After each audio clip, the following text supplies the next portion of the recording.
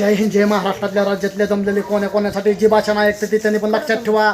जी कोण आमची विरोधक आहे ती जी गोरगरिबांच्या अशा मुलांना आम्ही मदत करतोय महाराष्ट्रातल्या राज्यासाठी कोण्यासाठी जनता जमलेली हिंदू बांधवापाशी हे हिडिओ पोचाय पाहिजे, ही भाषण पोचाय पाहिजे गोरगरिबांसाठी. चांगले भाऊ जाधव हिंदू हृदय सम्राट गोरगरिबांना मदत करते. ती शाळा शिकवायला आले ती मुलांसाठी, अशी पोरं शिकायला येते गोरगरिबांची, विधवा महिलांची, अशी कोणाची जी मजबुरी आहे कोणाची वाईट आहे ही सगळी मुलं आहे ती सरकारनं पण दखल घ्यायला पाहिजे, सरकारने पण मदत घ्यायला पाहिजे. ह्याला शिकवून चांगली यायला पाहिजे, चांगली शाळा शिकवायला पाहिजे महाराष्ट्रातल्या राज्यासाठी कोण्याच्यासाठी कोण्याकोण्यात जमल्यासाठी.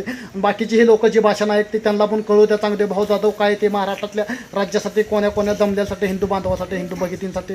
जी मुलं इथं एक 12-13 वर्षाची आहे ती बारकी आहे, ती कोण 3रीला आहे, ती कोण 4थीला आहे, ती पण एवढ्या लांब नाही ती शाळा शिकाय. गरिबांची मुलं, गरिबांची मोठ्यांची मुलं मोठ्या शाळेत असते, ती गरिबांची मुलं शाळेत येते ती शिकते. ती गरिबीचे दिवस वाईट असते, जी गरीबी आहे त्याच माणसाला करते त्याची गरिबी कशी असते, गरिबीतनं किती दिवस वाईट काढायला लागते, गरिबी कशी जगायला लागते त्या माणसाला जाण असते. महाराष्ट्रातल्या राज्यासाठी कोण्यासाठी जी जेवढं भाषण ऐकते ते हिंदू बांधवांसाठी आणि हिंदू भगिनींसाठी आयांसाठी गोरगरिबांची मदत करते. चांगले भाऊ जाधव गोरगरिबांना अशी मदत करते, असंच आम्हाला ऑफर मिळते.